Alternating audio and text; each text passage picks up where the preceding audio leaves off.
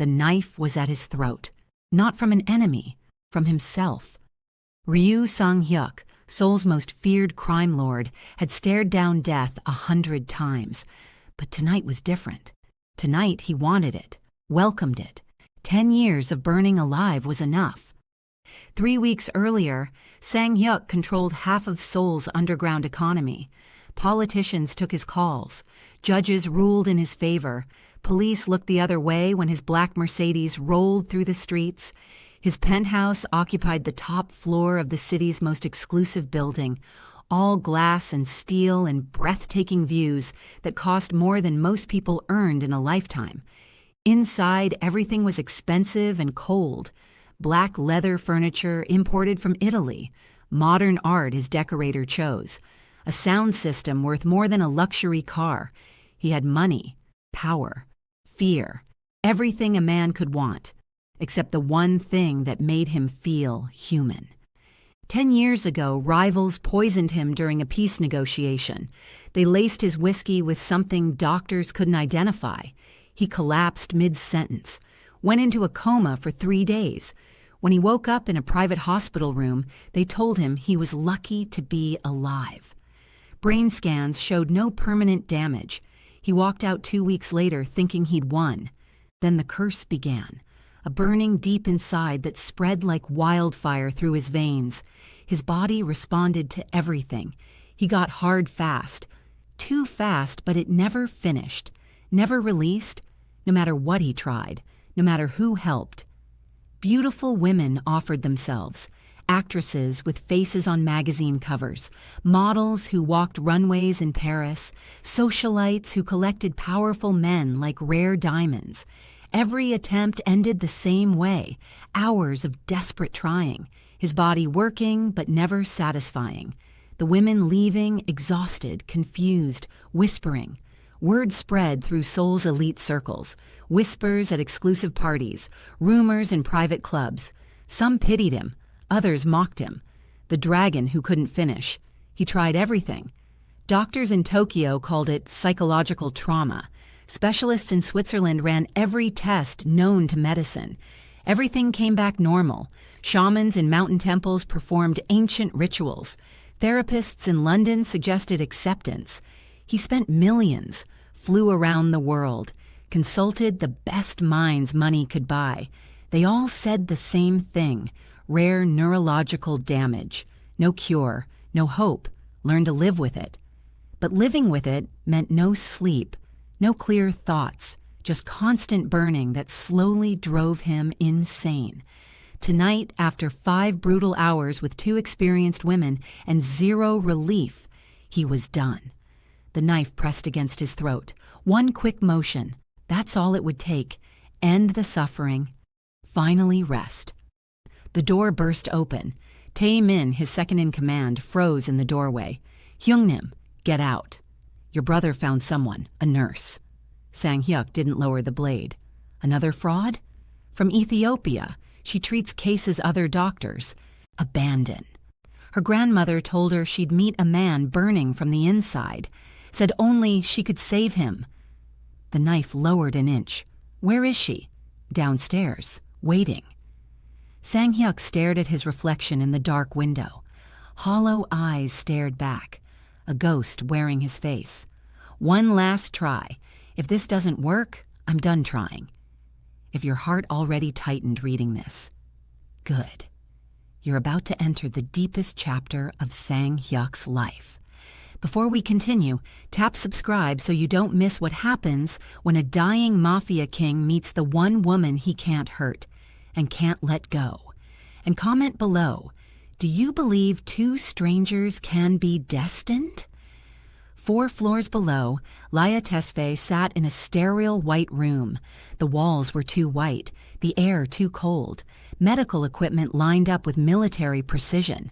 It looked like a hospital suite, but felt like a prison. She'd been waiting for over an hour, no explanations, no information, nothing. Just a phone call at midnight from a man claiming to be Mr. Ryu's assistant. His voice was urgent, desperate. He offered triple her normal rate to come immediately, no questions, just come now. She almost refused. It sounded dangerous, Suspicious. But her student loans were drowning her. Her temporary visa would expire in 3 months.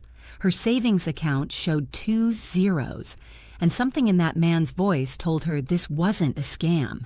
It was genuine desperation, the kind she recognized. She checked her watch. 2:47 a.m. Her grandmother's wooden talisman hung around her neck, hidden under her blue scrubs. Before she died, her grandmother gripped her hand and whispered, "You'll meet a man the world abandoned, a man burning alive. Only your hands can quiet him." Liyah didn't believe in prophecies. She was a scientist, a nurse. Evidence was what she trusted. But sitting here alone, that memory felt heavier than usual. The door opened. A man in a perfectly tailored black suit entered. Broad shoulders, blank expression, the kind of man who made people nervous. "He's ready." She stood, grabbing her medical bag. "Can you tell me what I'm treating?" "You'll see." "At least tell me his name." Sang-hyuk. The name meant nothing to her. She'd only been in Seoul 6 months, still learning the language, still adjusting.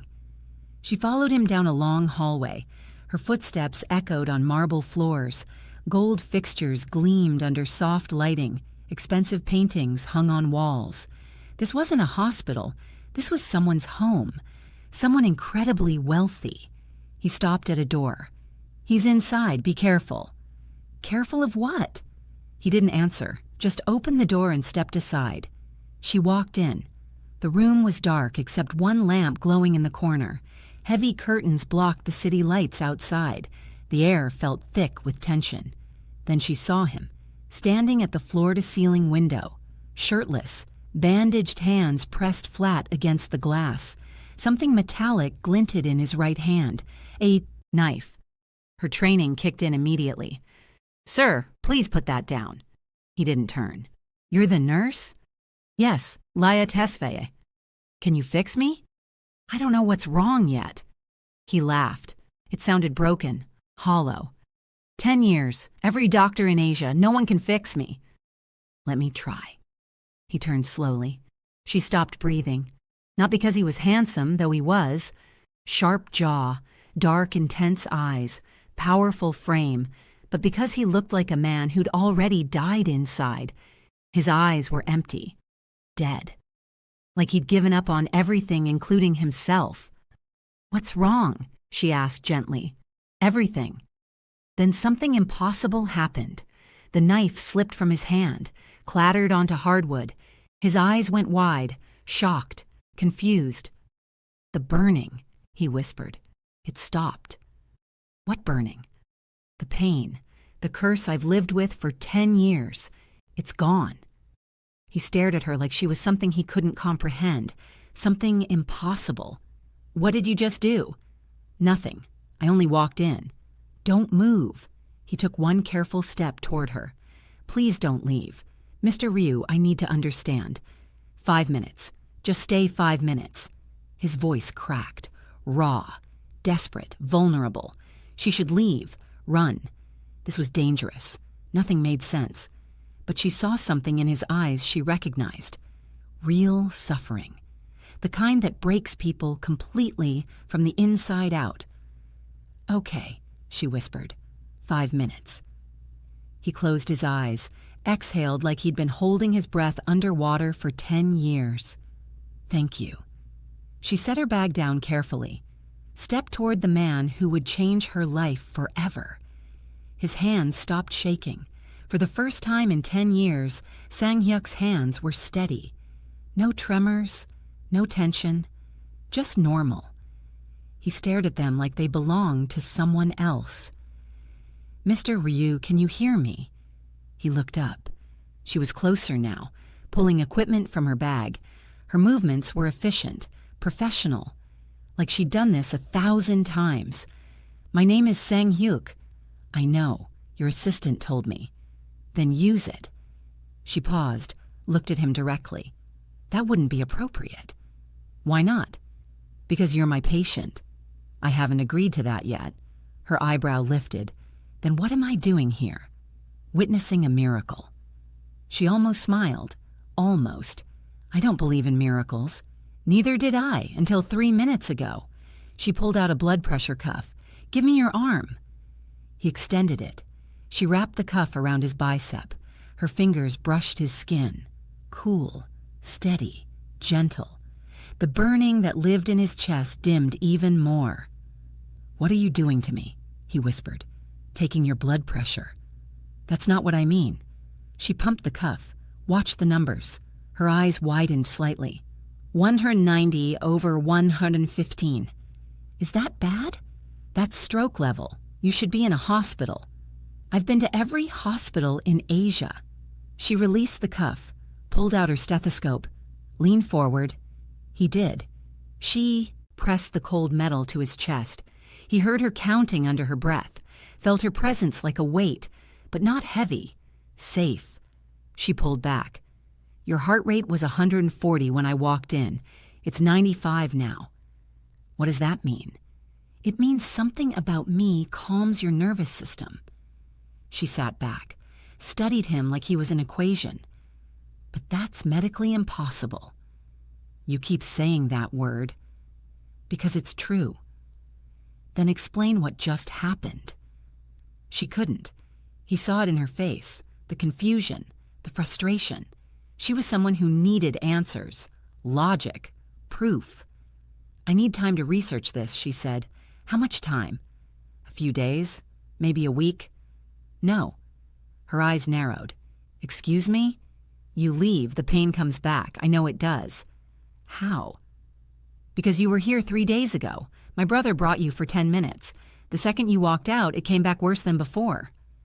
Recognition flashed across her face. That was you on the floor. Yes. There was so much blood. I've been trying to end it.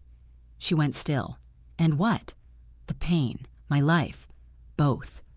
Silence stretched between them, heavy, raw. Mr. Ryu, Sang-hyuk, Sang-hyuk. She said it carefully, like she was testing the weight of his name. I can't stay here indefinitely. I have a job, a visa that expires in 3 months, bills to pay. I'll pay you, triple what you make. This isn't about money. Then what? I need to understand what's happening. I'm a nurse. I believe in science, evidence. This, she gestured between them, makes no sense. I don't care if it makes sense. I care that it works. She stood, started packing her equipment.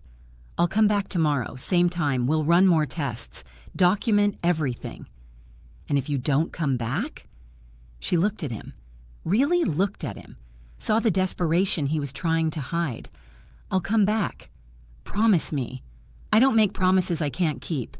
Then tell me you'll try. She picked up her bag, walked to the door, stopped, her hand on the handle.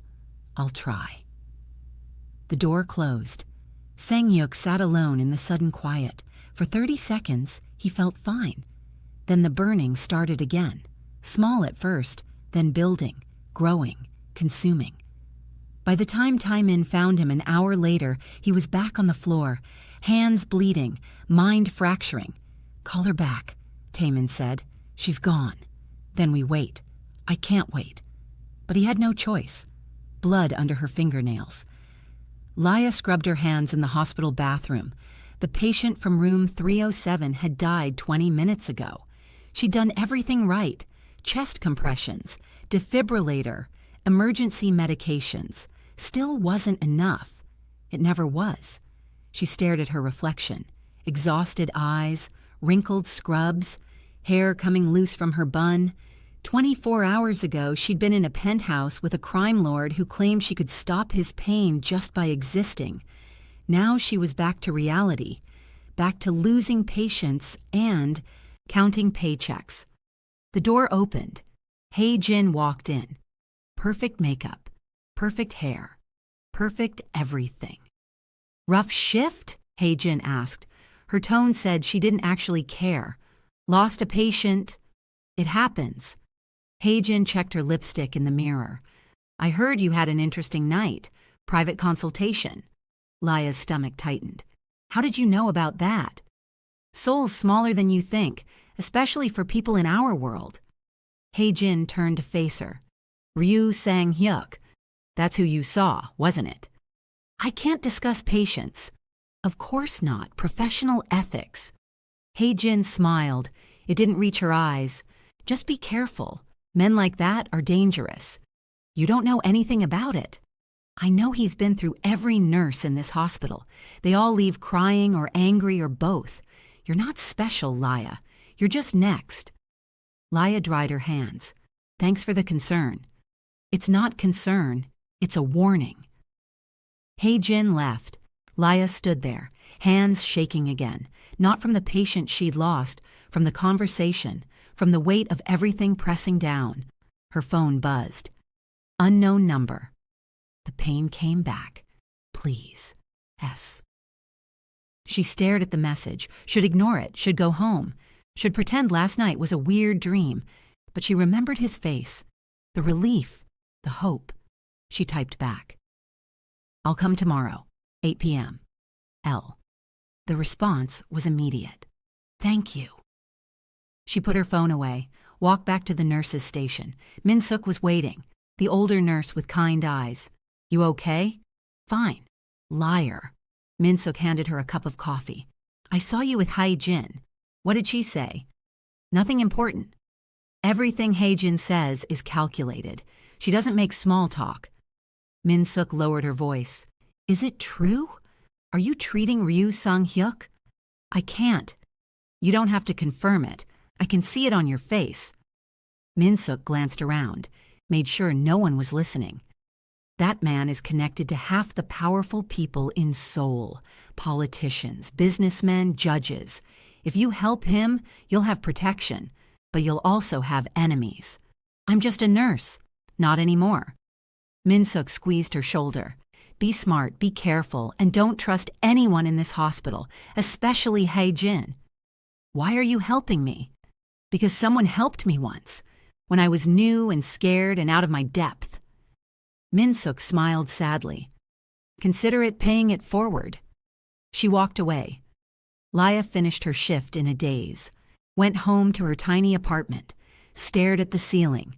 Her grandmother's face floated in her memory, the last words she ever spoke. When you meet him, don't run. He needs you more than you know. I'm not running, Grandma, Liyah whispered to the empty room, but I don't know what I'm doing either. Her phone buzzed again. Different number. Professional tone. Dr. Kang would like to speak with you regarding your visa status. Please call at your earliest convenience. Her blood went cold. Her visa was fine. She'd checked it last week. Why would a doctor need to discuss it? Unless someone was digging, unless someone wanted her gone. She looked at the message again, then at Sang-hyuk's earlier text. 2 different worlds pulling her in opposite directions. She had to choose. Hae-jin's phone rang at midnight. She answered immediately. Well? Dr. Kang's voice was smug.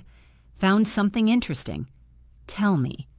6 months ago, Liyah Tesfaye worked at Royal London Hospital, trauma unit. Then she quit suddenly. No notice, no explanation. Why? A patient died under her care. 52-year-old man. Heart attack. She administered medication, but he didn't make it. That's not unusual. No. But 2 nurses filed statements saying she hesitated before giving the medication, long enough that they noticed, long enough that they questioned it. Hae-jin sat up straighter. Was she charged? No, internal investigation cleared her, but the hospital encouraged her to resign. She left the country a week later. Can you prove this? I have copies of the investigation reports, witness statements, medical records. Are they real? Real enough. Hae-jin smiled in the darkness. Send them to me. What are you going to do? Show Ryu Sang-hyuk what kind of nurse he's trusting with his life. That's risky. If he finds out you're behind this, he won't. I'll make it look like concerned colleagues bringing information to light. Anonymous tips. Professional duty. And if it backfires? It won't. Men like Ryu don't tolerate incompetence. The second he thinks she might be dangerous, he'll cut her loose. You really hate her that much? This isn't about hate. It's about what I deserve. Hae-jin's voice hardened. I've worked 6 years at this hospital, sacrificed everything. I'm not letting some foreign nurse with a suspicious past take what should be mine. The files will be in your email in 10 minutes. Good. And Kang? Yes. This makes us even. No more favors. Agreed. He hung up. Hae-jin opened her laptop. Waited. The email arrived exactly 10 minutes later. She opened the attachments, read every word, medical reports, witness statements, timeline of events. It was perfect, circumstantial enough to raise doubts, specific enough to seem credible.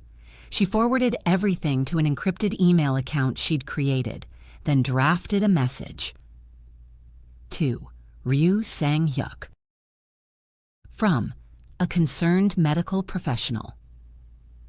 Subject: information regarding your current healthcare provider. Mr. Ryu, I'm writing to inform you of concerning information about nurse Liyah Tesfaye. Attached are documents from her previous employment at Royal London Hospital. A patient died under her care under questionable circumstances. 2 nurses reported she hesitated before administering critical medication. While she was not formally charged, the hospital asked her to resign. I believe you should be aware of this before continuing treatment. This message is sent out of professional concern for your safety. She read it 3 times, removed anything that could trace back to her, made it sound clinical, concerned, professional. Then she hit send. The message disappeared into the void. She closed her laptop, poured herself wine, walked to her apartment window. Seoul glittered below her. 30 million people, all of them fighting for something: power, money, love, respect. She wanted all of it, and she'd burn down anyone who stood in her way. Her phone buzzed. Message delivered. She smiled, raised her glass to her reflection. Welcome to Seoul, Liyah. Let's see how long you last. The email arrived at 2 a.m. Sang-hyuk couldn't sleep. The pain had returned with a vengeance. His body burned, his mind fractured. He was lying on his bedroom floor when his phone lit up. New message. He almost ignored it. Then he saw the subject line. Information regarding your current healthcare provider. He opened it, read once, then again, then a 3rd time. A patient died under her care. She hesitated. An investigation. Forced resignation. His chest tightened, not from pain this time, from something worse. Doubt. He forwarded the email to Tae-min with 1 word: verify. The response came 30 minutes later. It's real. Hospital records confirm she worked there, left suddenly, patient died. Investigation happened, no charges filed, but circumstances unclear. Sang-hyuk stared at his phone. Everything in him wanted to dismiss it, to trust her, to believe there was an explanation. But he'd built his empire on information, on verification, on never trusting anyone completely. And now he had information that said the woman he'd trusted with his life might have killed someone through negligence. His phone rang. Tae-min. Young Nim, what do you want me to do? Nothing yet. Should I pull her background check? Already done. And? Clean, no criminal record, no malpractice suits, good references. Then maybe this email is, I don't know what it is, but I need to find out. Sang-hyuk sat up. Pain shot through him. Bring her here tomorrow, as planned, but have someone watching, recording everything. You think she's dangerous? I think someone wants me to think she's dangerous, and I need to know why. He hung up, lay back down. The burning was worse now, spreading, consuming, but he couldn't call her. Not until he knew the truth, not until he understood what game was being played, because in his world, trust was currency, and betrayal was death.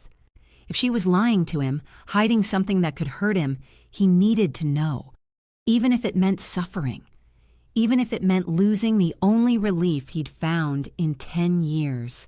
His phone buzzed again, a text from her. I'll be there at 8 p.m. tomorrow. Try to rest. L. He stared at the message. Such simple words, from someone who either saved his life or was playing him. He didn't respond, just closed his eyes and waited for morning. When morning came, he'd have answers. And if those answers proved she'd lied, he'd do what he always did with people who betrayed him. Cut them out. Completely. No matter how much it cost him. Even if the cost was his sanity. Because in his world, survival meant never letting anyone get close enough to destroy you. And right now, Liyah Tesfaye was closer than anyone had been in years, which made her either his salvation or his greatest threat. She was 20 minutes early. Liyah stood outside his building at 7:40 p.m. The security guard recognized her, nodded, opened the door without questions. The elevator ride felt longer this time. When the doors opened, Tae-min was waiting. His expression was different, colder. "He's in the study," Tae-min said. "Not the bedroom, not the living room, the study." Something was wrong. She followed him down the hallway. Her medical bag felt heavier. The air felt thicker. Tae-min opened the door, stepped aside. Sang-hyuk sat behind a massive desk, expensive whiskey untouched in front of him. His face was unreadable, carved from stone. "Sit down," he said, not a greeting, a command. She sat. "What's wrong?" He slid a folder across the desk. She opened it. Her stomach dropped. Royal London Hospital, internal investigation report, witness statements, the patient who died, everything she'd tried to leave behind. "Where did you get this?" Her voice came out steady, barely. "Does it matter?" "Yes. Someone sent it, anonymously, said I should know who I'm trusting with my life." She closed the folder, met his eyes. "You want an explanation?" "I want the truth." The truth is, a 52-year-old man had a massive heart attack. I was his nurse. I administered medication exactly as prescribed. He coded anyway. We tried to save him for 40 minutes. He died. The report says you hesitated. I double-checked the dosage. That's not hesitation. That's being careful. 2 nurses said it was long enough to notice. 2 nurses who wanted my position, who resented that I was promoted over them. Her hands clenched in her lap. The investigation cleared me. Completely. No wrongdoing. No negligence. Nothing. Then why did you leave? Silence. Liyah, why did you leave? She looked away. Because even though I was cleared, people still whispered, still looked at me like I'd killed him. The hospital director suggested I resign, said it would be better for everyone. So I did. And came here. And came here. He leaned back, studied her. "Do you know what I do for a living?" "I know enough." "Then you know I can't afford to trust the wrong people. In my world, one mistake costs lives, including mine." "I understand. Do you?" He stood, walked around the desk, stopped in front of her. "Because right now, I have information that says you might have killed someone, and I have to decide if I believe you or believe the evidence. What does your gut tell you?" "My gut tells me you're telling the truth, but my gut has been wrong before." She stood, faced him. "Then test me." "How?" "However you need to. Background check, polygraph, interview my references, do whatever makes you feel safe. But don't punish me for something I didn't do based on an anonymous email from someone who clearly wants me gone." He stared at her. "Who would want you gone?" "I don't know, but someone does." "Why?" "Maybe because I'm helping you. Maybe because someone else wants that position. Maybe because I'm foreign and easy to target. I don't know." His jaw tightened. "If I find out you lied to me, you won't, because I didn't." They stood there, inches apart. The tension thick enough to cut. Finally, he stepped back. "I'm having your background fully investigated, everything. If there's anything else I should know, tell me now." "There's nothing." "You're sure?" "I'm sure." He walked back to his desk, sat down. The dismissal was clear. She picked up her bag. "Do you still want me to—" "Not tonight." The words hit like a slap. "Okay." She walked to the door, stopped. "For what it's worth, I'm sorry someone is trying to sabotage this, because you were finally getting better." Liyah. She turned. If you're lying, I'll know, and it won't end well. I'm not lying. She left. The door closed. Sang-hyuk sat alone in the quiet. His body was already screaming, the pain returning, building, burning. But he couldn't call her back. Not until he knew for certain. Not until he had proof. Even if waiting killed him. Taemin delivered the report at 3 a.m. Sang-hyuk was on the floor again. 3 days without her. 3 days of hell. His hands were bleeding. His vision kept blurring. He thought he might be dying. Hyungnim. Taemin dropped the folder on the table. The investigation is complete. Sang-hyuk crawled to the table, pulled himself up. His entire body shook. He opened the folder. The first page was a summary. Clean record. No criminal history. References all glowing. The hospital incident was exactly what she said. 2 jealous nurses, a cleared investigation, a suggested resignation to avoid drama. Nothing suspicious, nothing dangerous. She'd told him the truth. He kept reading. Every page confirmed it. Her visa was legitimate. Her credentials real. Her work history spotless. The anonymous email was a lie, or a manipulation. Someone wanted him to doubt her. There's more, Taemin said. Sang-hyuk looked up.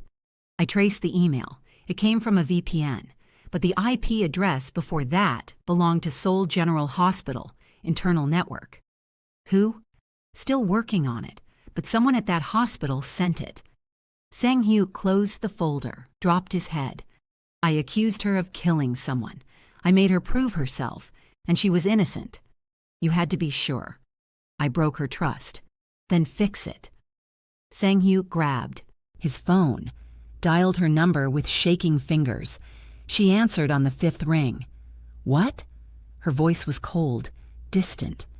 The investigation finished. You were right about everything. I'm sorry. Silence. Liyah, please. I need you. The pain is... I'll be there in 20 minutes. She hung up. He collapsed against the wall, waited.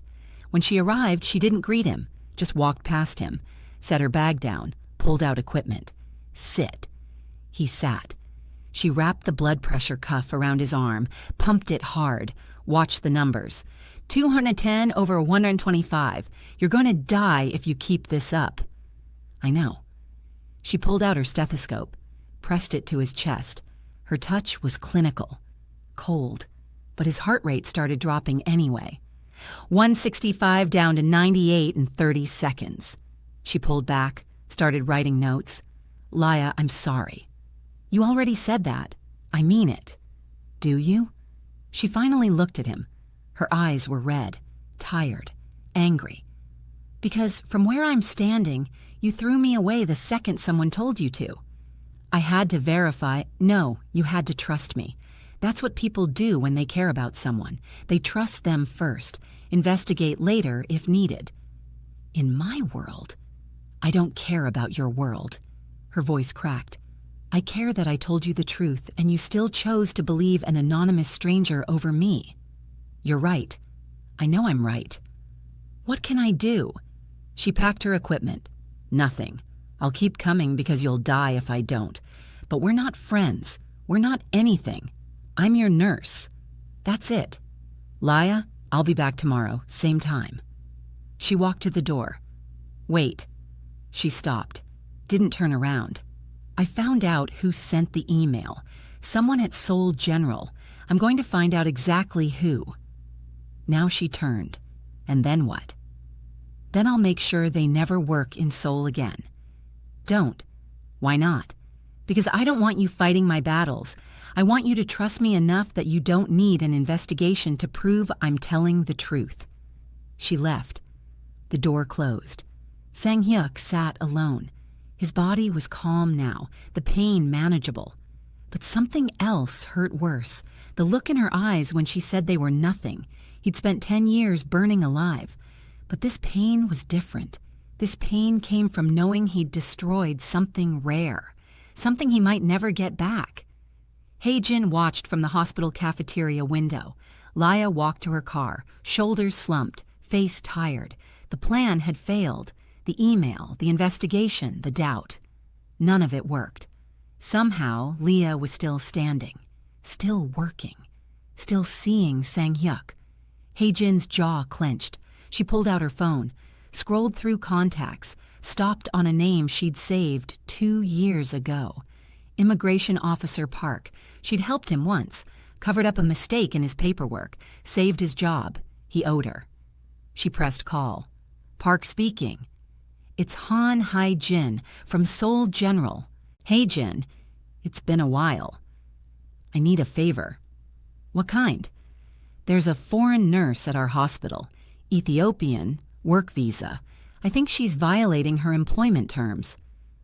What makes you think that?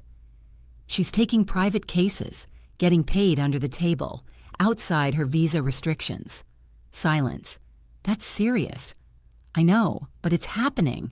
I have proof. Send me her information. Name, passport number, visa details. I'll open an investigation. How long? If the violation is clear, I can revoke her visa in 2 weeks. She'd have 7 days to leave Korea after that. Hae-jin smiled. Perfect. But Hae-jin, false reports have consequences. Are you certain? I'm certain. Then send everything. She hung up, opened Liyah's employee file on her hospital access, passport scan, visa documentation, employment contract. She forwarded it all, then deleted the messages, cleared her browser history, covered every track. 2 weeks. In 2 weeks, Liyah Tesfaye would be gone, deported, banned from returning, and Ryu Sang-hyuk would be desperate, broken, needing someone. Hae-jin looked at her reflection in the dark window. Perfect makeup, perfect hair, perfect everything. She'd waited 3 years for this, worked 6 years to build her reputation. She wasn't going to lose to some foreign nobody. Her phone buzzed. Officer Park. Investigation opened. Will contact subject within 10 business days. Thanks for the report. Hae-jin typed back. Thank you. Just doing my civic duty. She deleted that message too, stood up, smoothed her uniform, walked back to work with a smile. Tick-tock, Liyah. Your time is running out. 2 weeks passed. 2 weeks of Liyah coming every evening, checking vitals, taking notes, leaving within an hour. No conversations, no warmth, just medical care. Sang-hyuk was losing his mind, not from pain. His body was better than it had been in years. The episodes were rare now, the burning manageable as long as she visited, but the distance between them was worse than any physical suffering. On the 14th night, he couldn't take it anymore. Stay for dinner. She was packing her bag. Didn't look up. No, please, that's not appropriate. It's just food. Nothing with you is just anything. She zipped her bag. I'll see you tomorrow. Liyah, wait. She stopped at the door. What? I know I don't deserve your forgiveness. I know I broke your trust, but I'm asking you to give me a chance to earn it back. Why should I? Because I'm miserable without you. Not just physically, completely. She turned around slowly. That's not my problem. I know, but it's the truth. He stood, walked closer. I've spent 3 years building walls, trusting no one, keeping everyone at a distance. Then you walked in and those walls came down. It terrified me. So you pushed me away. Yes, that's not an excuse. I'm not making excuses, I'm explaining. He stopped a few feet from her. I was wrong, completely wrong, and I'm sorry. Not just for doubting you, but for making you feel like you had to prove yourself. She stared at him. What do you want from me, Sang-hyuk? Another chance. To do what? To show you I can be better. To prove I trust you. To build something real. This can't be real. You're a crime lord, I'm a nurse. Our worlds don't mix. They already mixed the second you walked into my penthouse. That doesn't mean they should stay mixed. Maybe not, but I'm asking you to try anyway. She shook her head. This is insane. I know. You could get me killed. I won't let that happen. You can't promise that. I can promise I'll die trying. They stood there. the space between them heavy with everything unsaid. "One dinner," she said finally. "What?" "I'll stay for one dinner. We'll talk. Like normal people. Not nurse and patient. Not whatever this complicated thing is. Just two people eating food." "Okay. But if this goes badly..." "It won't. If it does, I'm done, completely. I'll find you another nurse and I'll walk away." "Understood." She set her bag down. "What are we eating?" He smiled for the first time in 2 weeks. "What do you like?" "Surprise me." He walked to the kitchen. She followed, and for the first time since the investigation, the walls between them started to crack. Not breaking, not yet, but cracking, and that was enough. The letter arrived on a Tuesday. Official government seal, Immigration Services, Republic of Korea. Liyah opened it in the hospital break room. Her hands started shaking before she finished the first paragraph. Notice of Visa Violation Investigation. Dear Ms. Tesfaye, it has come to our attention that you may be in violation of your work visa terms. Specifically, you are suspected of accepting private employment outside your designated employer, Seoul General Hospital, without proper authorization. An investigation has been opened. You are required to appear at the immigration office within 5 business days with documentation of all employment and income for the past 6 months. Failure to comply may result in immediate visa revocation and deportation. The letter fell from her hands. No. This couldn't be happening. She picked it up again, read it 3 more times. Someone reported her. Someone knew about Sang-hyuk. Someone wanted her gone. Her phone rang. "Sang-hyuk," she answered. "We have a problem." "What kind of problem?" "Immigration is investigating me. They think I'm working illegally. They're threatening deportation." Silence. "Someone reported you?" "Yes." "Who?" "I don't know. But they know about you. About the private consultations." More silence. Then his voice turned cold. Dangerous. "Where are you?" "Hospital." "Stay there. I'm sending Tae-min. Don't talk to anyone until I figure this out. Sang-hyuk, this is serious. If they revoke my visa..." "They won't. You can't stop this. This is the government." "I've stopped worse. Just trust me." "I can't trust you to fix this. This is my career, my life. And I'm telling you I'll handle it." "How?" "However I need to." She closed her eyes. "I should never have taken this job. Liyah, no, this is exactly what I was afraid of. Getting pulled into your world, losing everything because of it. You're not going to lose anything. You don't know that. I do, because I won't let it happen. Give me 3 days. 3 days won't... 3 days. That's all I'm asking." She wanted to argue, wanted to tell him this was impossible, but she heard something in his voice.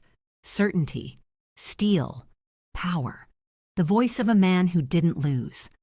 "Fine, 3 days. Thank you." She hung up, sat alone in the break room. The letter stared up at her from the table. 5 business days to appear. 3 days for Sang-hyuk to fix it. 2 days margin for error. She picked up the letter, folded it, put it in her bag, walked back to her shift on autopilot.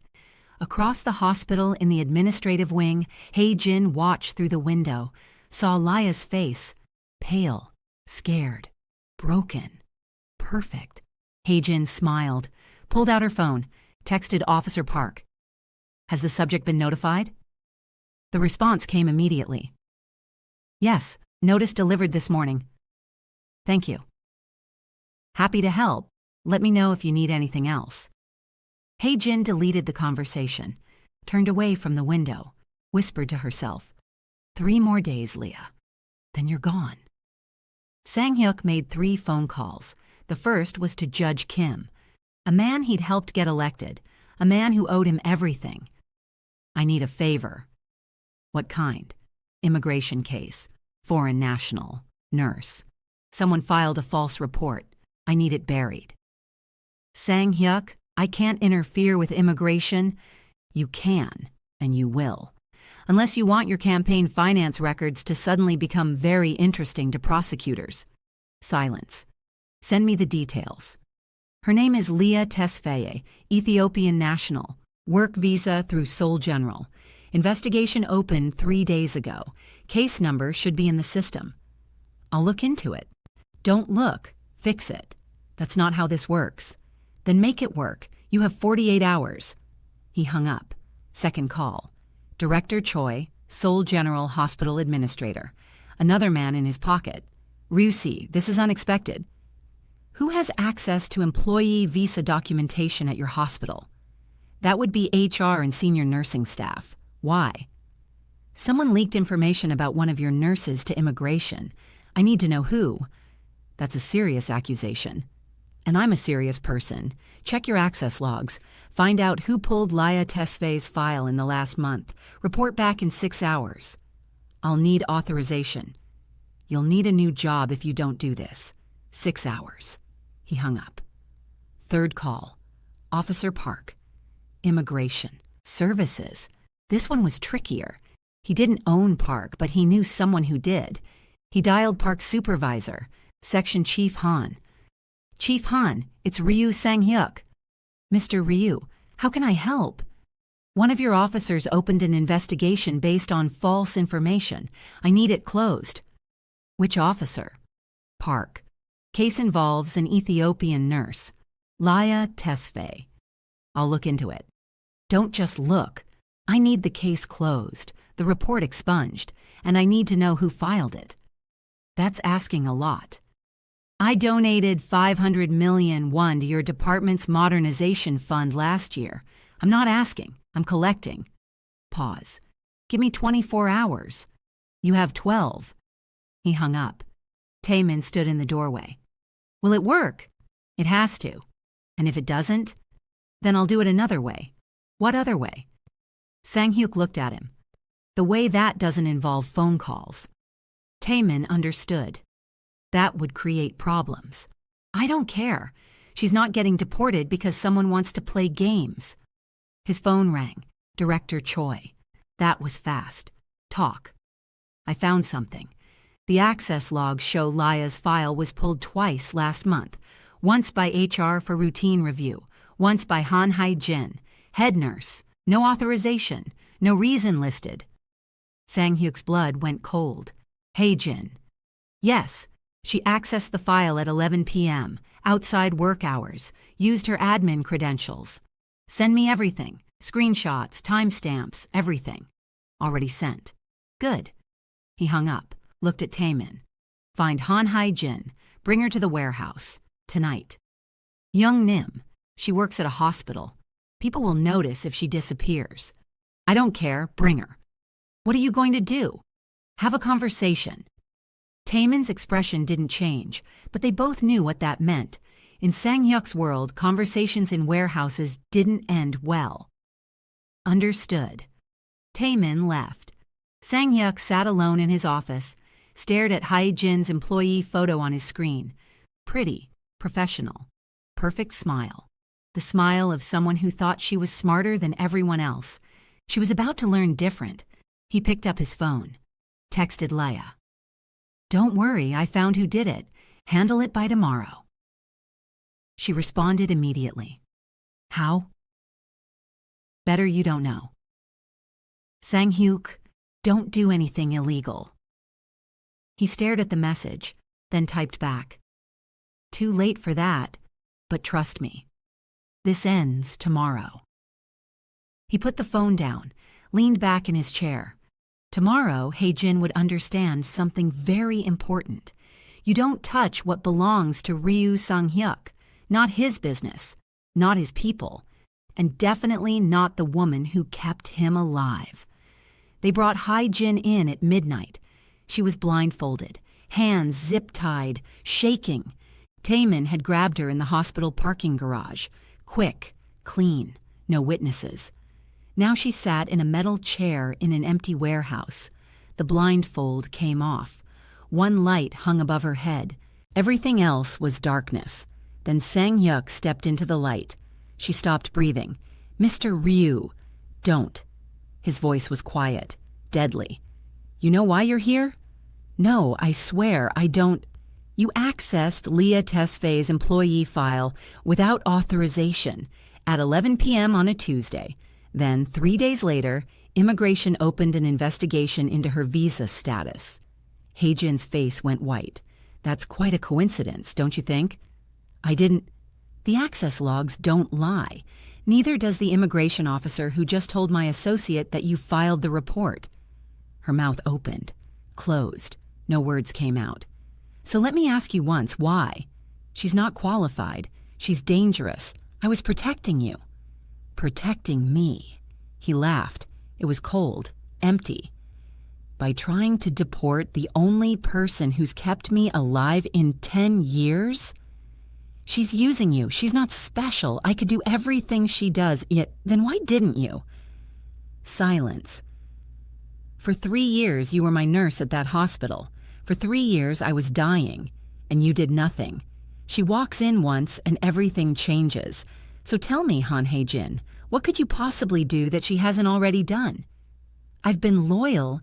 You've been jealous. No, you wanted me for yourself, for what I represent. Power, money, status. You saw her as competition, so you tried to destroy her. Tears ran down her face. I just wanted a chance. You had 3 years of chances.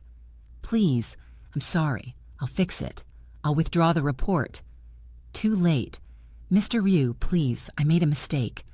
You made a choice, and choices have consequences. He nodded at Taemin. Taemin stepped forward, placed a phone in front of her. It was recording. You're going to call Officer Park. You're going to tell him you made a mistake, that you fabricated the report, that Liyah Tesfaye did nothing wrong. You're going to withdraw the complaint, formally, in writing. And if I do, then you leave Seoul, tonight. You don't come back. You don't work in healthcare again. You disappear. And if I don't, Sang-hyuk leaned closer. Then you disappear a different way. She understood. With shaking hands, she dialed Officer Park. He answered on the 3rd ring. Park speaking. Officer Park, this is Han Hae-jin. I need to withdraw a report I filed, case number 2847K, regarding Liyah Tesfaye. Why? I made an error. The information was incorrect. She's done nothing wrong. I'm formally withdrawing the complaint. This is highly irregular. I know, but it's the truth. I was wrong. Please close the investigation. Long pause. I'll need this in writing. You'll have it by morning. She hung up, looked at Sang-hyuk. Done. Good. Now pack your things. You have 6 hours to leave Seoul. If you're still here tomorrow, my people will find you, and we won't be having another conversation. Taemin cut her zip ties. She stood on shaky legs. I'm sorry, she whispered. You should be. They let her go, watched her stumble out into the night. Taemin turned to Sang-hyuk. You think she'll actually leave? She's smart enough to. And if she's not, then she'll learn the hard way. Sang-hyuk pulled out his phone, texted Liyah. It's handled. Immigration will close the case tomorrow. You're safe. 3 dots appeared, then disappeared, then appeared again. Finally, her response came.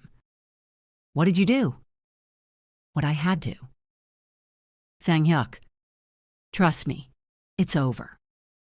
She didn't respond after that. He put his phone away, stared at the empty chair where Hae-jin had sat. Some people thought power was about money, or influence, or fear. But real power was simpler than that. Real power was making sure the people you cared about stayed safe, no matter what it cost. Liyah got the call at 9 a.m. Immigration Services. Her stomach dropped. Hello? Miss Tesfaye, this is Officer Park. I'm calling regarding case 2847K. Yes? The complaint against you has been withdrawn. The investigation is closed. Your visa status is clear. She sat down hard on her couch. What? The person who filed the report contacted us last night, said they made an error, withdrew the complaint formally. We have no grounds to proceed. Who filed it? I can't disclose that information, but the matter is resolved. You're free to continue your employment without issue. Thank you. Have a good day, Miss Tesfaye." He hung up. She sat there holding her phone. Relief crashed through her so hard she started crying. Then anger followed, because she knew exactly how this got resolved. Sang-hyuk. He did something. Something that made someone withdraw a government complaint overnight. Something illegal. Something dangerous. Something that proved he lived in a world she couldn't control. She grabbed her bag, drove to his penthouse. The security guard let her up without question.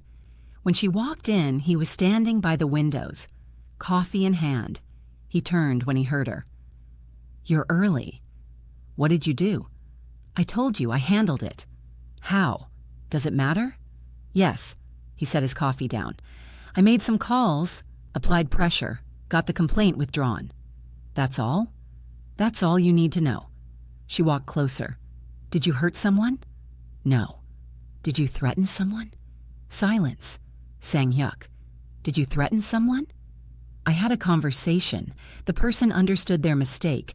They withdrew the complaint. That's it." "Who was it?" "Someone at the hospital, someone jealous, someone who wanted you gone." "Hae-jin." He didn't deny it. "What did you do to her?" I explained the consequences of her actions. She chose to make things right. By force. By reality. Liyah shook her head. "This is exactly what I was afraid of. You solving problems with fear, with power, with whatever dark thing you did that you won't tell me about." "Would you rather be deported?" "No, but I also don't want blood on my hands." "There's no blood. Not yet. Liyah, she tried to destroy you, to ruin your life, to get you kicked out of the country, and I stopped her. Cleanly, quietly, she's gone. You're safe. Why is that a problem? Because I don't know what you did, because you're asking me to trust you while hiding things from me. I'm hiding things to protect you. I don't want that kind of protection." They stood there, both breathing hard. Finally, Sang-hyuk spoke. "What do you want from me?" "Honesty. Complete honesty. If we're doing this, I need to know what I'm part of." "You don't want to know." "Yes, I do." "Fine." He walked to the couch, sat down. "I brought her to a warehouse. Taemin and I. We questioned her, got her to confess, made her call immigration and withdraw the complaint. Then we let her go with instructions to leave Seoul and never come back." "That's all?" "That's all." "You didn't hurt her?" "Not physically." "But you scared her." "Yes." Liyah sat down across from him.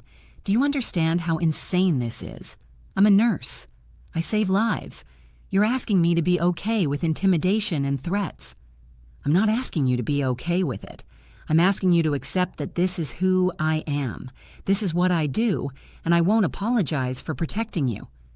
Even if it means breaking the law? Especially then." She closed her eyes. "I don't know if I can do this." "Then don't." She looked at him. "What?" "If this is too much, walk away. I'll find another nurse.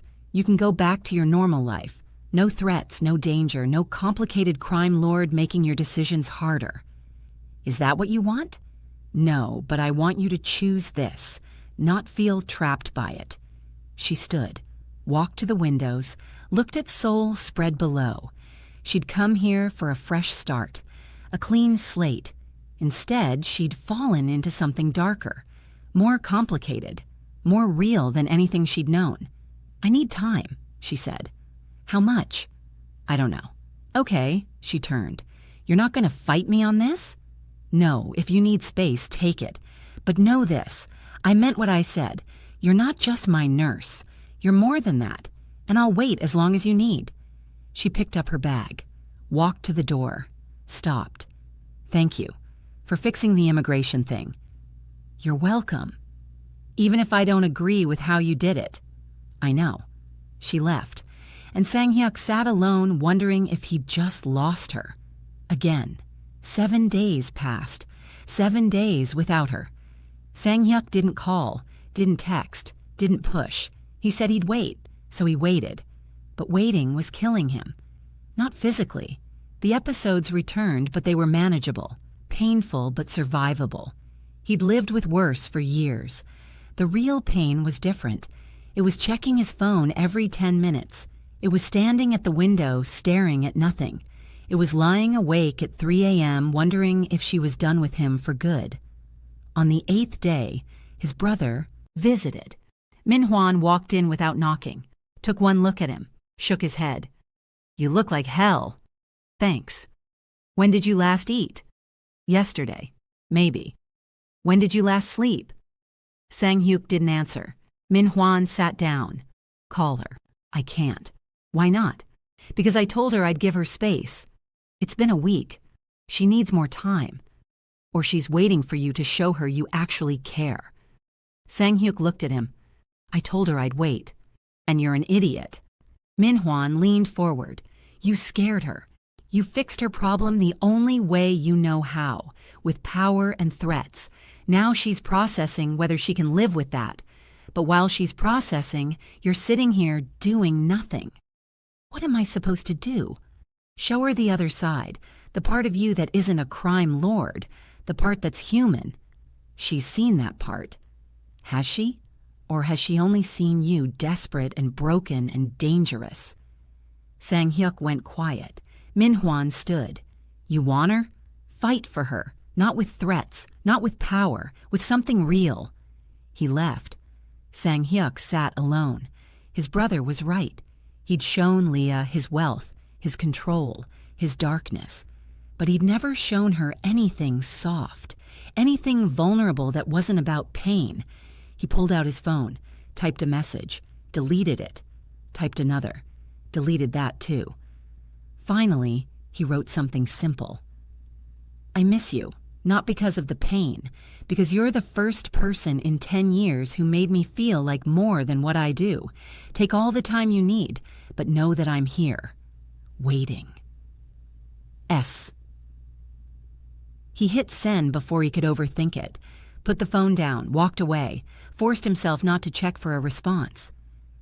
Across the city, Liyah's phone buzzed. She was in her apartment, eating instant noodles, staring at the wall. She'd thought about him every single day, every hour, every minute. She picked up her phone, read his message, then read it again. Her grandmother's voice whispered, "When you meet him, don't run." But she had run, not physically, but emotionally, because being with him meant accepting darkness, accepting that the man who held her gently was the same man who threatened people in warehouses. She set her phone down, picked it up again, put it down.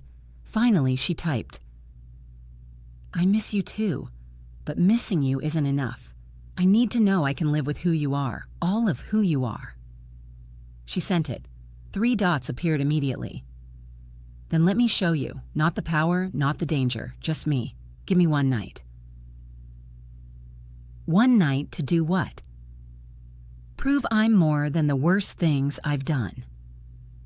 She stared at the message. Her heart pounded. This was the moment. Walk away safe, or walk towards something that might destroy her. She typed, "Tomorrow night, 7 p.m., your place. I'll be here." She put her phone down, closed her eyes. "Grandma, I hope you knew what you were talking about." She arrived at 7:03 p.m. The penthouse door was open. Inside, everything was different. The cold, modern furniture was pushed aside. String lights hung across the ceiling. Soft music played. Not K-pop, not American, Ethiopian, traditional, the kind her grandmother used to hum. And on the table sat food, real Ethiopian food, injera, doro wat, kitfo, shiro, gomen, all of it homemade. Sang-hyuk stood in the kitchen doorway, flour on his hands, nervous. "You cooked this?" "Tried to. I watched about 40 YouTube videos, burned 3 batches of injera. This is attempt number 4. She walked closer, looked at the spread. It wasn't perfect. The injera was slightly thick. The doro wat looked a little watery, but it was real. He'd tried. Why? "Because you've been taking care of me for months, and I realized I've never taken care of you." Her throat tightened. "Sit," he said. Please." She sat. He sat across from her, served her food with shaking hands.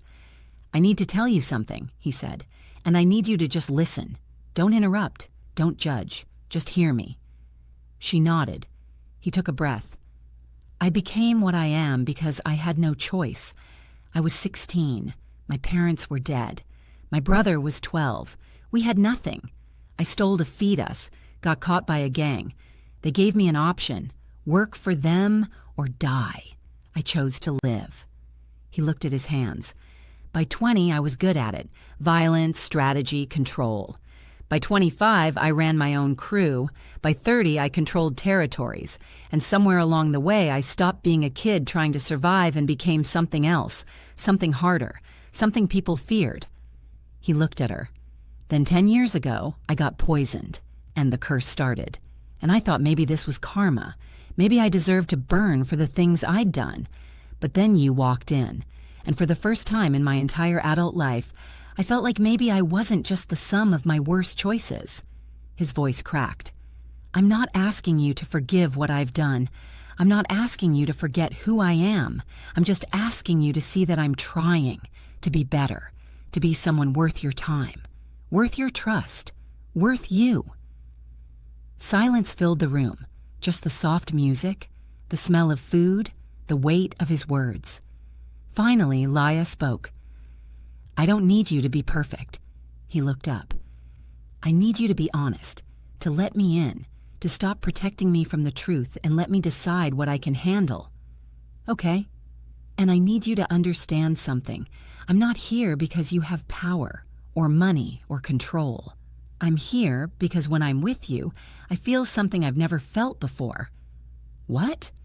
"Like I found something I didn't know I was looking for." She reached across the table, took his hand. "So let's try. For real this time. No secrets, no hiding, no running." "No running," he repeated. They sat there holding hands across homemade food neither of them ate. And for the first time, the walls between them didn't just crack. They fell. Sang-hyuk woke up alone. For a second, panic hit. Then he heard water running in the kitchen. He walked out, found her making coffee, wearing one of his shirts, hair messy, bare feet on cold marble. She looked up, smiled. "Morning? You stayed. You sound surprised." "I am." She poured 2 cups, handed him one. "I told you, no more running."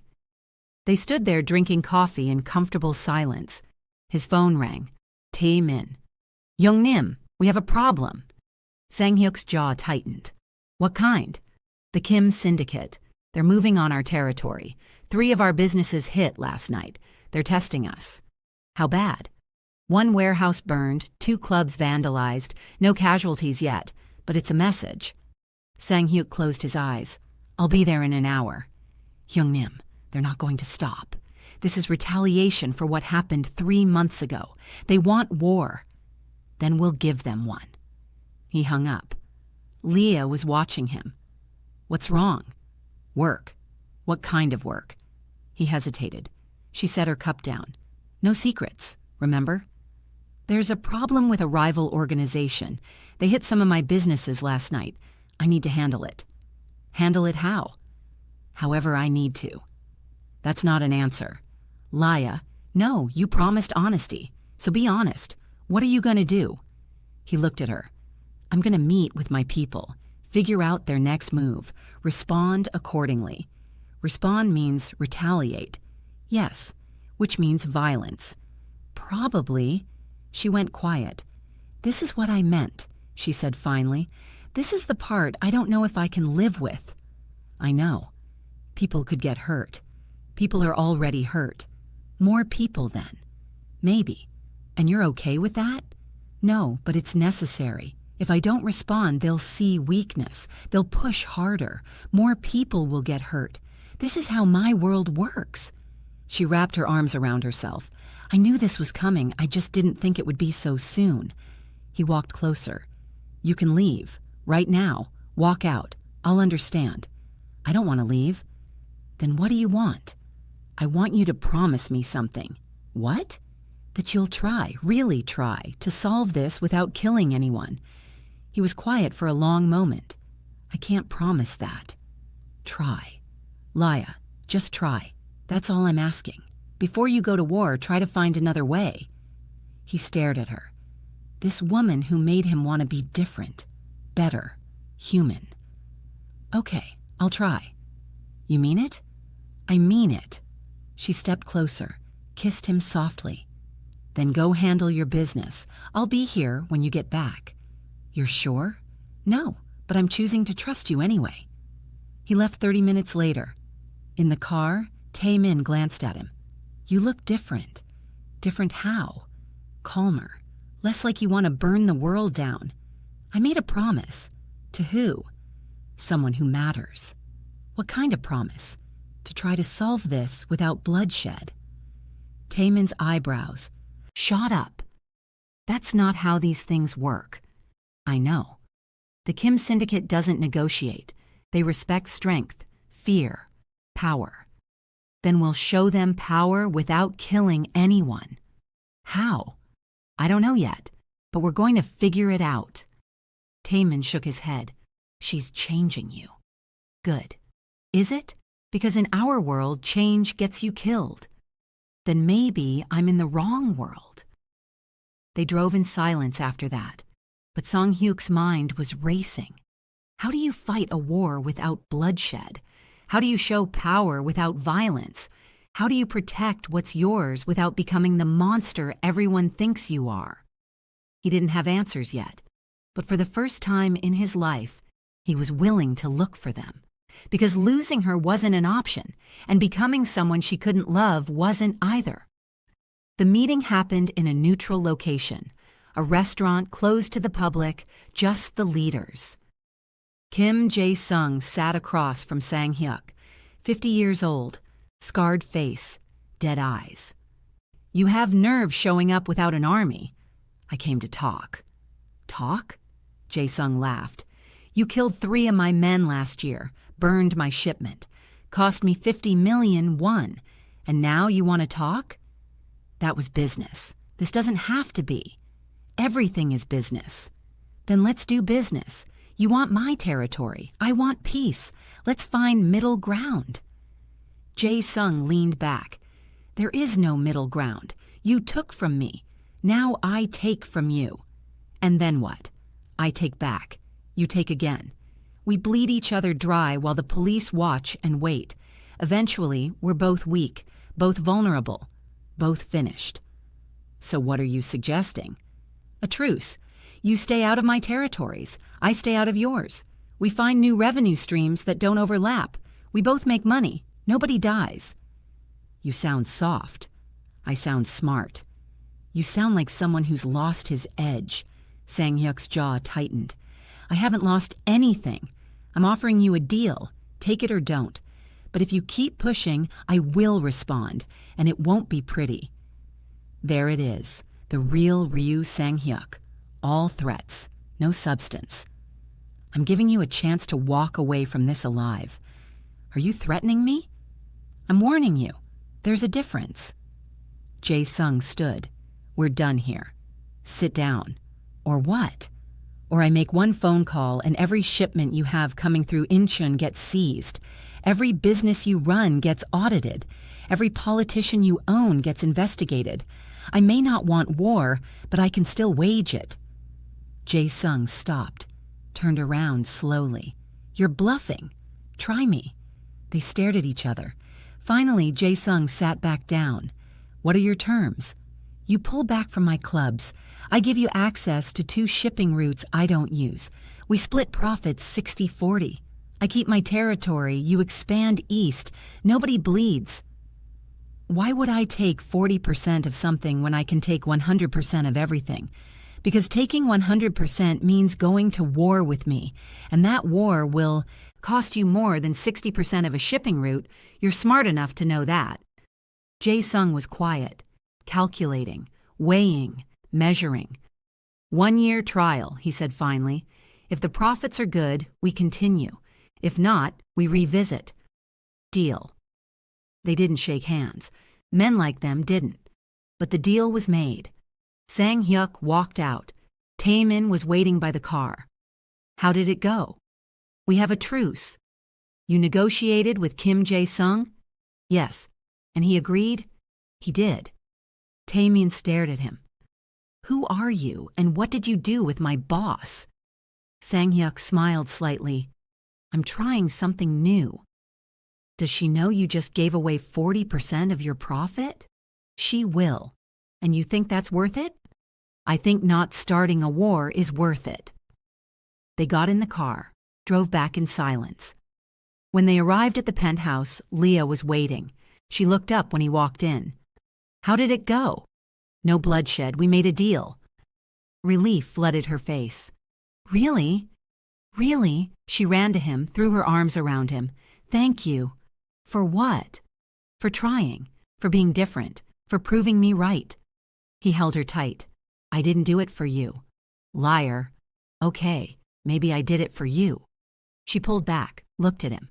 This is who I need you to be, not the monster. This. I'm still the monster, just a monster trying to be better. That's enough for me. They stood there holding each other, and for the first time in weeks, everything felt possible. Hae-jin didn't leave Seoul. She should have. Sang-hyuk's warning was clear. But she'd spent 6 years building her career here, her reputation, her connections. She wasn't going to throw it all away because of one mistake. So she stayed, kept her head down, found a new job at a smaller hospital across town, and waited. 3 weeks after the warehouse, her phone rang. Unknown number. Hello? Hae-jin? A man's voice, unfamiliar. Who is this? Someone who shares your frustrations. I hear you had trouble with Sang-hyuk. Her blood went cold. I don't know what you're talking about. Please, I know everything. The immigration report, the warehouse meeting, the forced departure. He humiliated you. Who are you? Someone who wants the same thing you do, to see Sang-hyuk lose what he values most. I'm not interested. Not even for 500 million won? She went quiet. I'm listening. Good. Meet me tomorrow. 3 p.m. Cafe on Gangnam Boulevard. Come alone. How do I know this isn't a trap? You don't. But what's your alternative? Hide forever? Or take a chance at revenge and get rich doing it? He hung up. Hae-jin sat in her tiny apartment, stared at her phone. She should ignore it, should stay quiet, should disappear like Sang-hyuk ordered. But the anger inside her hadn't dimmed. It had grown every day, every humiliation, every memory of that warehouse. She hated him, hated Liyah, hated that they got everything while she got nothing. The next day at 2:58 p.m., she walked into the cafe. A man sat in the corner, mid-40s, expensive suit, cold smile. She sat down across from him. Who are you? Call me Mr. Choi.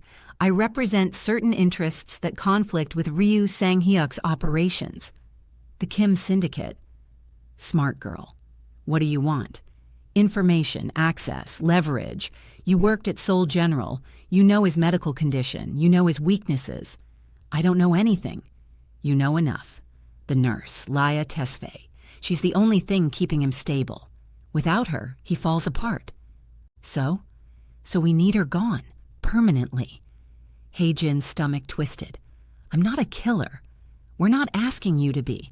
We're asking you to provide information, her schedule, her routines, where she goes, who she sees. We handle the rest. What are you going to do? That's not your concern. If something happens to her, Sang-hyuk will know it was me. Not if we're careful. Not if it looks like an accident. Hae-jin's hands shook. This was insane. This was murder. But the money, the revenge, the satisfaction. 500 million? Cash, untraceable. Half now, half after. And if I say no, then you spend the rest of your life looking over your shoulder, wondering when Sang-hyuk decides you're a loose end worth tying up. She was quiet. 24 hours, Mr. Choi said. Think about it. Call this number if you're in. He slid a card across the table, stood, left. Hae-jin sat alone, stared at the card. She knew what she should do. Walk away. disappear, start over somewhere far from Seoul.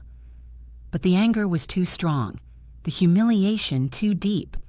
She picked up the card, put it in her purse, and made a choice she couldn't take back. Liyah left the hospital at 9 p.m., late shift, exhausted, ready to go home. She walked to the parking garage, found her car, unlocked it, didn't notice the black van 3 spaces over, didn't see the 2 men get out, didn't hear them coming until it was too late. One grabbed her from behind, hand over her mouth. She tried to scream, tried to fight, but the second man jammed something into her neck, a needle. Everything went blurry. Her legs gave out. The world tilted. Then nothing. Sang-hyuk was in a meeting when his phone rang. Tae-min, emergency tone. What? They took her. Everything stopped. What? Liyah. Someone grabbed her from the hospital parking garage 20 minutes ago. Security footage shows 2 men, black van, no plates. Sang-hyuk was already moving. Where's the van? We're tracking it. They're heading south toward the industrial district. Get everyone, every man we have. I want that van found in the next 10 minutes. Hyung-nim, now! He ran to his car, drove like the world was ending, because it was. His phone rang again. Unknown number. He answered. Ryu Sang-hyuk. A man's voice, calm, amused. Where is she? Safe for now. If you hurt her... You'll what? The same thing you did to my men last year? The same thing you've done to dozens of people who crossed you? Sang-hyuk's blood turned to ice. Kim Jae-sung. Not him, but someone who works for him, someone who's tired of your mercy, your weakness, your pathetic attempt at negotiation. What do you want? Simple. Your territories, your operations, everything. You sign it all over to us, clean, legal, official. And if I don't, then the nurse dies, slowly, painfully, and we make sure you watch. I'll kill every single one of you. No, you won't, because you're trying to be better now. Remember? You made a promise to her. No bloodshed, no violence, no war. Sang-hyuk's hand gripped the phone so hard it cracked. So here's your choice, the man continued. Your empire or her life. You have 6 hours to decide. We'll send you a location. Come alone, unarmed, or she dies. The line went dead. Sang-hyuk pulled over, sat in the car, breathing hard. Everything he'd built, everything he'd fought for, everything he'd sacrificed. For her, or lose her forever. His phone buzzed. A text. Address. Warehouse 7, Incheonport, 3 a.m. Come alone or she dies. J. Tae-min called. Hyung-nim, we found the van. Abandoned near the port, no sign of her. But there are tracks, multiple vehicles, they're moving her. I know where she is. Where? They sent me an address. Warehouse 7, Incheonport, 3 a.m. That's a trap. I know. You can't go alone. I have to. Then let me come with... No, they'll kill her if I don't follow instructions. They'll kill you both anyway. Maybe, but I'm not letting her die because I was too afraid to walk into a trap. Hyung-nim, get the men ready, position them outside the warehouse, out of sight. If I'm not out in 30 minutes, you move in, understand? Yes. And Tae-min? Yes? If I don't make it out, you make sure every single one of them pays. I will. Sang-hyuk hung up, stared at the address. 3 hours until 3 a.m. 3 hours to prepare for the fight of his life. 3 hours to decide if he was willing to die for love. He already knew the answer. Sang-hyuk arrived at 2:47 a.m., alone, unarmed, just like they demanded. The warehouse was dark, one light in the center, and beneath it, tied to a chair, was Liyah, bruised, bleeding, but alive. He stepped forward. Stop right there. A voice from the shadows. Mr. Choi, the man from the cafe. 3 more men appeared, all armed. Where's the paperwork? Choi asked. I didn't bring it. Then she dies. Wait. Sang-hyuk raised his hands. I'll give you everything, but let me talk to her first. 1 minute. That's all I'm asking. Choi considered. 1 minute, then we finish this." Sang-hyuk walked to her, knelt down, her eyes opened, swollen, tired, but still her. "You came," she whispered. "Of course I came. They're going to kill us both." "I know." "Then why?" "Because losing you is worse than dying." Tears ran down her face. "I'm sorry. I'm so sorry I got you into this. You didn't get me into anything. I walked in myself." He touched her face gently.